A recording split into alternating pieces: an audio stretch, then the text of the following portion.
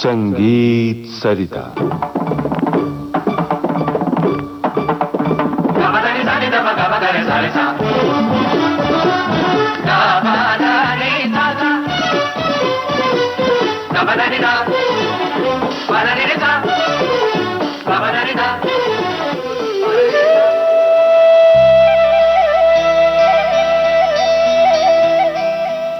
संगीत सरिता इस कार्यक्रम में इन दिनों आप सुन रहे हैं श्रृंखला डागर बानी में ध्रुपद दर्शन। हमारे आमंत्रित कलाकार विख्यात ध्रुपद गायक पंडित डॉक्टर ऋत्विक सान्याल। आपसे बातचीत की है राम कृष्णदास ने। आज प्रस्तुत है इस श्रृंखला की 10वीं एवं अंतिम कड़ी। श्रोताओं नमस्कार। पंडित जी, आप डागर बानी के धारक बाहक हैं। 19वीं पीढ़ी में उस्ताद जिया मोहिउद्दीन डागर आते हैं, जो बड़े उस्ताद के नाम से प्रसिद्ध हैं और आपके उस्ताद रहे हैं। आपके उस्ताद के उस्ताद बीना के लिए जाने जाते थे। आप लोग गायक ही रहे हैं, तो आपके संपूर्ण डागर परिवार के बारे में बताएं। और आपके उस्ताद ने बीना में कुछ नई बातें संयोजन की है, तो उसके बारे में विस्तार से हमारे श्रोताओं को बताएं और उसकी विशेषता क्या है वो भी हमें बताएं। डागर परंपरा में ध्रुपद और रुद्रवीणा एक साथ शुरू से रहा है, और जब हम ध्रुवपद की बात करते हैं तो ध्रुवपद और वीणा एक दूसरे का पूरक है। क्या बात। और पुराने लोग ये कहते थे कि गला बादशाह है और बीन उसके तख्त। आहा। ये इसी बात को दर्शाता है कि एक दूसरे का वो संवाद करते हैं। तो इसीलिए अच्छे बीनकार जो है उसको गायक होना पड़ता था, और अच्छे गायक को भी वीणा को समझना इसीलिए ज़रूरी था कि जो श्रुतियों का मान है, जो बारीकियां हैं जी, जो सुरभेद है जिसकी हमने चर्चा की पहले, वो सब जो है वीणा में ही वो उसका लक्षण हमें प्राप्त होता है। यानी मैं ये कहना चाहूँगा कि डागर परंपरा बहुत ही वैज्ञानिक पद्धति है। जी, और एक तरह से जो वीणा वादन है पूरा संगीत का स्केल है, एक मापदंड है जी। तो हम उन्हीं वीणा के ही स्वरों के आधार पर हम गायन को भी तौल सकते हैं, राग को तौल सकते हैं। मैंने एक बड़े बीनकार से सुना था कि बीना को मिजाने मौसीकी कहा जाता जी, है। जी जी। क्या बात है, प्लीज। तो हमारे डागर परंपरा में जाकिरुद्दीन खां साहब थे, हमारे गुरु जी के दादाजी। वो वीणा वादक थे, गायक भी थे, वीणा वादक भी थे जी। और उनके जो भाई अल्लाह बंदे खां साहब राम लक्ष्मण की जोड़ी कहते थे। अच्छा। दोनों अच्छे गायक भी थे। उस समय के जो है दोनों साथ गाते थे। मतलब 20वीं सदी के शुरुआत में जी इन दोनों का जुगलबंदी हुआ करता था। तो जाकिरुद्दीन खां साहब बीनकार थे, फिर उनके सुपुत्र जियाउद्दीन खां साहब उदयपुर दरबार में थे सब। जी। तो जाकिरुद्दीन खां साहब महान गायक तो थे ही, वो धमार नाथ थे। उनको धमार नाथ की उपाधि जो है से जाने जाते थे। हाँ, धमार नाथ से। और वो बीनकार भी थे, और हमारे गुरुजी ने उनसे गायन भी सीखा और वीणा भी। तो वीणा को समझने के लिए जैसे हमने गायन का 10 लक्षण बताए, वीणा के भी 10 लक्षण है। अच्छा जी। साज सहज गहन झुरत पुरत तीख चोक लाग डांट स्वर संगत। पंडित जी, ये सब जो शब्द हैं जी, मुझे न तो हिंदी के लग रहे हैं, न तो पर्शियन के लग रहे हैं, अंग्रेजी तो है ही नहीं। खैर देशी शब्द है। अच्छा। देशी शब्द है, लेकिन इसके पीछे एक विज्ञान भी है और शास्त्र भी है। अच्छा। तो जब हम जैसे कहा गया है साज सहज, साज जो है जब बीनकार बैठता है तो वो वीणा को मिलाकर बैठते हैं। बैठने का जो ढंग है, जो पोस्चर है और उसको मिलाने का जो ढंग है, वो साज है। फिर बैठ के हम जिस राग की हम कल्पना कर रहे हैं उसको अवतरित करते हैं, वो सहज है। जैसे हम डगर बताते हैं वो सहज है। अच्छा। साज सहज। फिर गहन हम उस राग में प्रवेश करते हैं, उसका उपज करते हैं। फिर धुरन मुरन है, वो झुरत पुरत है। अच्छा। हाँ। टीक चोक। तीख चोक जो है एक तार को 3 और 6 स्वर खींचना, वो तीख है, और 4 से 8 स्वर को खींचना वो चोक है। तीख अच्छा। जो है 3 से उसकी सार्थकता है, और चोक जो है वो 4 से है। अच्छा। तो 4 और 8 और 3 और 6 लाग डांट मुझे थोड़ी हिंदी लग रही है। हाँ, वो क्या लाग है? डांट जो है उसका हिंदी शब्द का एक संस्कृत स्वरूप बन गया था लग्न दंड। अच्छा। तो लग्न दंड से लाग डांट है या लाग डांट लग्न दंड है, जो भी हो, लेकिन ये स्वर का लगाव है। अच्छा। तार को ऊपर की तरफ खींचना और फिर अपने स्थान पे आना, ये लाग और डांट है। अच्छा। तो इस तरह की व्याख्या और है। स्वर संगत? स्वर संगत में जो तरह तरह के हम जो जोड़ झाला की प्रस्तुतिकरण अच्छा। करते हैं अलग अलग लय में, वो स्वर संगत है।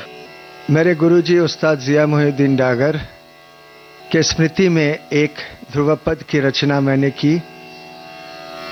उस रचना को मैं आपके सम्मुख राग वर्धनी में प्रस्तुत करूंगा। ध्यानेश्वर भाई, सुलताल में है ये रचना।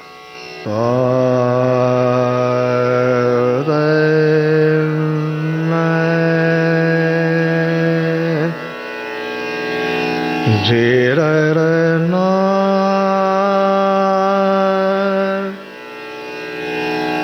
रे ना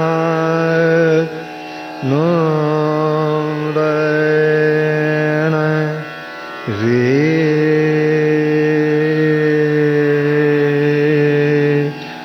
ना।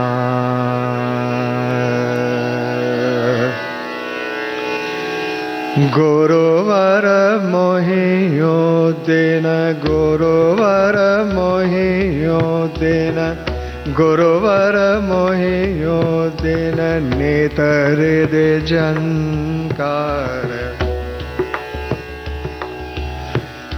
नेतर दे जनकार।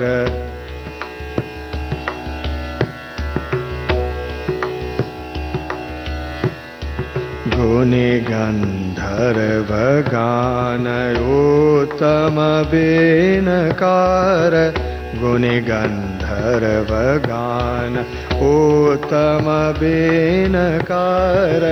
गुरुवर मोहियो दिन, नेतर दे जनकार, नेतर दे जनकार। गुनि गंधर्व गान, गुनि गंधर्व गान उत्तम बेनकार, उत्तम बेनकार। गुरुवर मोहियो दिन, गुरुवर मोहियो दिन, नेतर दे जनकार।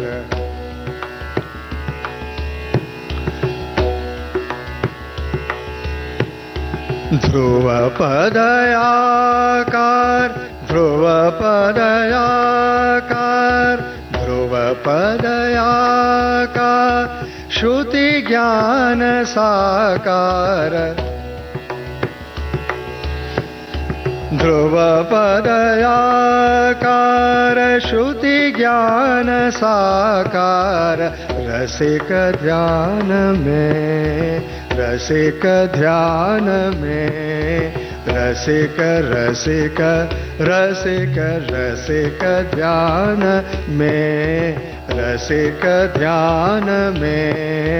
शांत रस ओंकार, शांत रस ओंकार, शांत रस ओंकार, शांत रस ओंकार, शांत रस, शांत रस, शांत रस, शांत रस ओंकार, ओंकार, ओंकार, ओंकार, ओंकार, ओंकार। शांत रस ओंकार, शांत रस, शांत रस, शांत रस ओंकार। गुरुवर मोहियो दिन, नेतर दे जनकार। गुरुवर मोहियो दिन,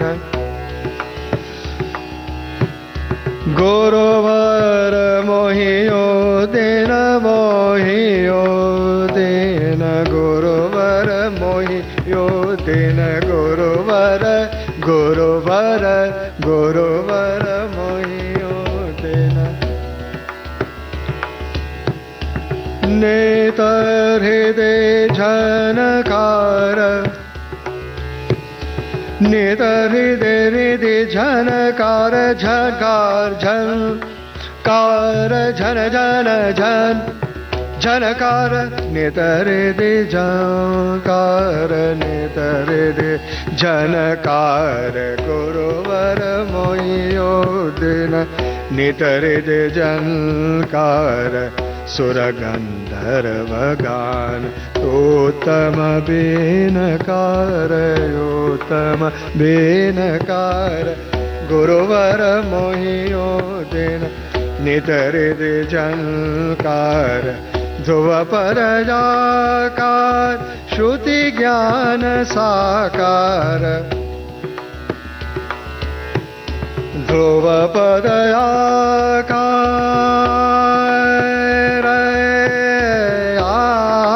आकार, ध्रुव पर आकार, श्रुति ज्ञान साकार, रसिक ध्यान में, रसिक ध्यान में, शांत रस ओंकार, शांत रस ओंकार, गुरुवर मोहियो दिन, गुरुवर मोहियो दिन, गुरुवर मोहियो दिन, ओम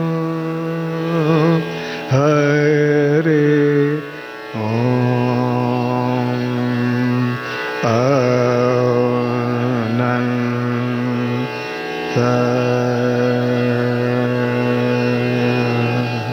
डागर वाणी के संदर्भ में ध्रुपद दर्शन, इस श्रृंखला के लिए हमने आमंत्रित किया था वाराणसी के ध्रुपद के मूर्धन्य कलाकार पंडित डॉक्टर ऋत्विक सान्याल जी को।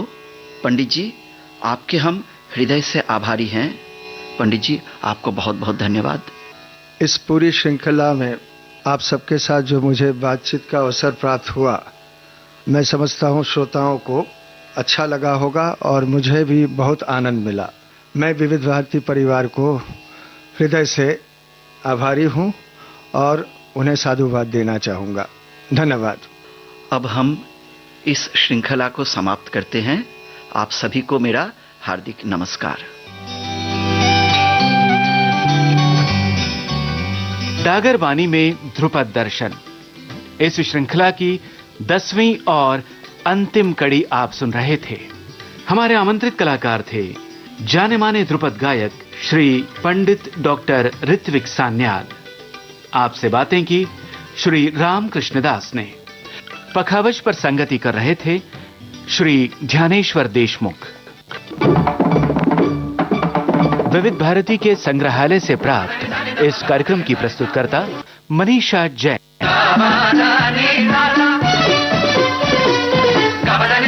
Gaba